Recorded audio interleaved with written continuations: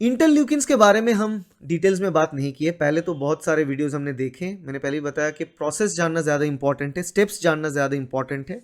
Chemicals के नाम जैसे साइटोकाइंस जो इंटरल्यूकिन्स होते हैं उनके नाम जानना उतना इंपॉर्टेंट भी नहीं होता है, मगर एग्जाम पर्सपेक्टिव से इंटरल्यूकिन्स के बारे में थोड़ा बहुत हम जानकारी चाहिए होगा, otherwise you can not answer the questions. तो इसी के लिए यहाँ पर इस वीडियो के सेक्शंस में हम बताएंगे अलग अलग इंपॉर्टेंट इंटरल्यूकिन। और इंटरल्यूकिन्स अलग अलग जगह से सिक्रीट होता है, राइट। इंटरल्यूकिन सिक्रीट होता है मैक्रोफाज से, टी सेल से, बेसिकली टी सेल्स सबसे इंपॉर्टेंट है जो इंटरल्यूकिन्स रिलीज करते हैं। और टी सेल्स के रिलीज किया हुआ इंटरल्यूकिन से टी सेल खुद को भी रेगुलेट करता है, खुद के प्रोलिफरेशन को रेगुलेट करता है, बी सेल की प्रोलिफरेशन को रेगुलेट करता है, इनेट इम्यूनिटी के साथ एडेप्टिव इम्यूनिटी को जोड़ता है, क्रॉसटॉक को भी रेगुलेट करता है। तो interleukin secretion by T cell पहले देख लेते हैं, उसके बाद हम देखेंगे इंटरल्यूकिन्स के फंक्शंस के बारे में। तो इंटरेक्शन के लिए क्या चाहिए होता है, एक एंटीजन प्रेजेंटिंग सेल चाहिए होता है जिसको हम एपीसी बोलते हैं, उसके साथ नाइव टी सेल इंटरेक्ट करता है। और हर एक एपीसी के साथ नाइव टी सेल इंटरेक्ट नहीं करता है, सिर्फ और सिर्फ डेंड्रिटिक सेल ही होता है एक ऐसा एंटीजन प्रेजेंटिंग सेल जो नाइव टी सेल के साथ इंटरेक्ट करता है।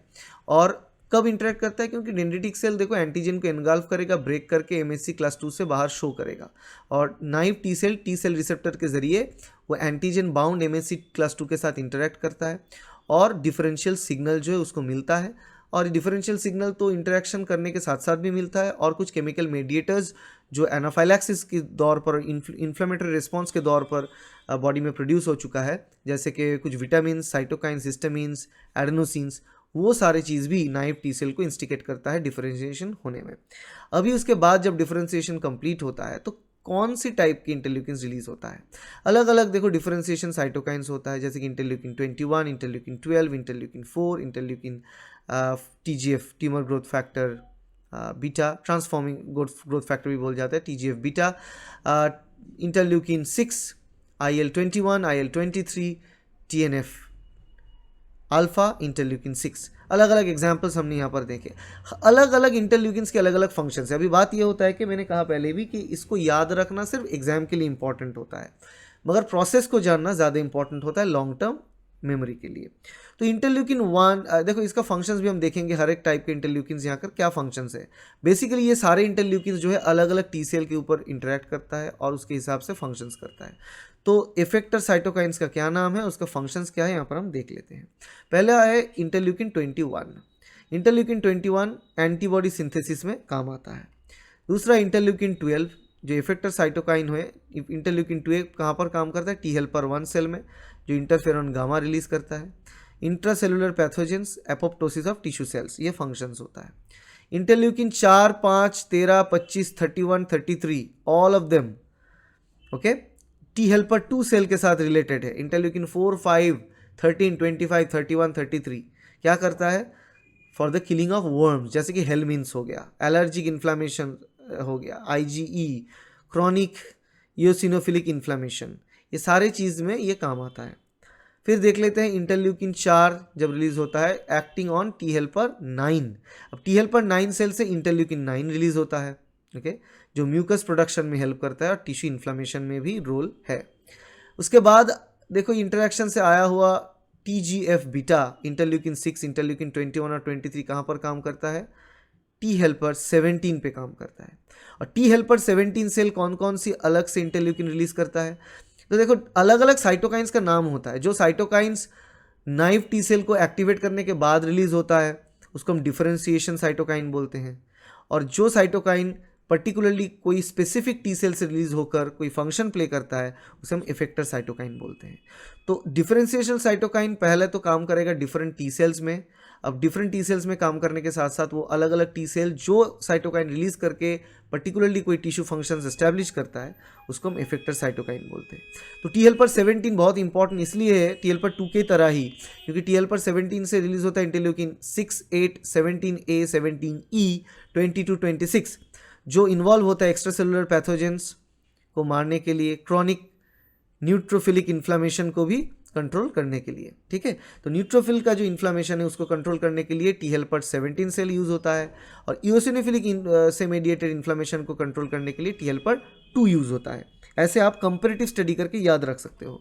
और जो TNF अल्फा और इंटरल्यूकिन 6 रिलीज होता है, वो टी हेल्पर 22 सेल में काम करता है, और टी हेल्पर 22 इंटरल्यूकिन 22 रिलीज करता है जो सिंपल टिश्यू इन्फ्लेमेशन कॉज करता है। तो देखो ज़्यादातर केस जैसे कि टी हेल्पर 9 इफेक्टर साइटोकाइन के तौर पे इंटरल्यूकिन 9 रिलीज किया, याद रखने में आसानी है। T helper 22 as an effector cytokine interleukin 22 release किया, ठीक है। फंक्शंस थोड़े डिफरेंट है, टी हेल्पर 2 के साथ टी हेल्पर 17 का बहुत सारे फंक्शंस मिलता है, थोड़ा डिफरेंसेस हैं, तो उसको आपको देखना है, राइट। और जो टी हेल्पर 1 वगैरह है इसका तो प्रोसेस पता ही है, और ये जो टी हेल्पर सेल्स है इसका प्रोसेस पता है। और इंटरल्यूकिन 21 जो एक इफेक्टर साइटोकाइन है वो बेसिकली एंटीबॉडी सिंथेसिस में काम आता है।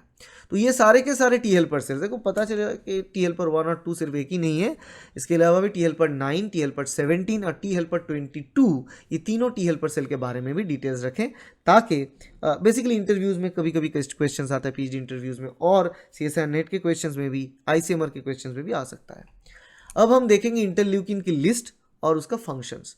तो 2 अलग अलग स्लाइड्स देखेंगे। पहले स्लाइड्स में हम बहुत बेसिक्स देखेंगे, 5 इंटरल्यूकिन के बारे में हम देखेंगे। तो बेसिकली 5 इंटरल्यूकिन काफ़ी होता है कुछ कुछ एग्जाम्स के लिए, और अगर डिटेल और भी चाहिए तो नेक्स्ट स्लाइड में हम और कुछ इंटरल्यूकिन्स के बारे में भी देखेंगे। अलग अलग जो बुक्स है उसमें जो फंक्शंस है वो कुछ बुक्स में डिटेल में लिखा हुआ है, कुछ बुक्स में स्पेसिफिक, कुछ बुक्स में नॉन स्पेसिफिक। तो इसीलिए आपको ऐसा शायद पता होगा कि यहाँ पर पढ़ने के साथ कोई बुक्स में अलग आया, but actually it's not different. जो है किसी किसी जगह पे टू मच स्पेसिफिक लिखा हुआ है, कुछ कुछ जगह पे ब्रॉड स्केल में लिखा हुआ है। तो यहाँ पर हम स्पेसिफिक ही देखेंगे या थोड़ा बहुत। Interleukin 1 secreted by macrophage triggers chemokine production, तो इसका एक्शन है chemokine production and fever cause करना। इंटरल्यूकिन 2 रिलीज होता है टी हेल्पर सेल से, राइट, ये रिलीज होता है टी हेल्पर सेल से, triggers the growth of T helper cells and the growth of cytotoxic T cell.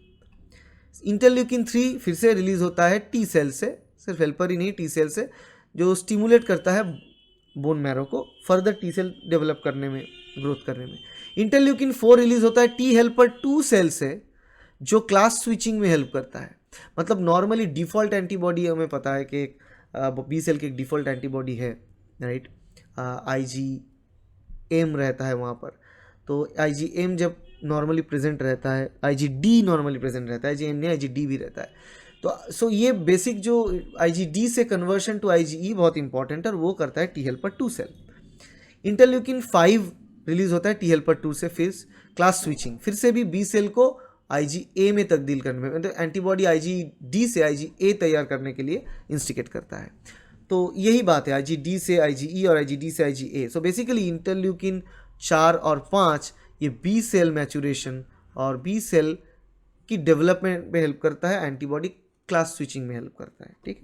अब यहाँ पर हम देखेंगे कि इंटरल्यूकिन की लिस्ट और फंक्शन फिर से, तो 1 से 10-12 यहाँ पर एग्जाम्पल्स हैं। तो पहले देख लेते हैं इंटरल्यूकिन 1, देखे सोर्स है macrophage, lymphocytes, endothelium, fibroblast, astrocytes, ये सारे जगह से रिलीज हो सकता है। देखो यही डिफरेंस है, पिछले जो एग्जांपल था वहाँ पर सिर्फ एक ही एग्जांपल देखा था, यहाँ पर पिछले एग्जांपल से ज़्यादा देख रहे हैं। टारगेट सेल कहाँ पर काम करता है, T cell, B cell, macrophage, endothelium, tissue cells में काम करता है। इफेक्ट क्या होता है, लिम्फोसाइड एक्टिवेशन, मतलब वाइट ब्लड सेल की activation, like particularly T lymphocyte की एक्टिवेशन, ल्यूकोसाइड एंडोथेलियल एडिशन, मतलब जब ब्लड वेसल के अंदर वाइट ब्लड सेल ऐसे रोल करते हुए जाता है तो वहाँ पर ल्यूकोसाइट, मतलब वाइट ब्लड सेल को एंडोथेलियल सेल के साथ पहले तो एडहियर होना पड़ता है, अटैच होना पड़ता है, उसके बाद उसका जो दीवार है उसको दीवार को रिलीज़ करके बाहर आना पड़ता है टिश्यू में जहाँ पर इन्फेक्शन चल रहा है।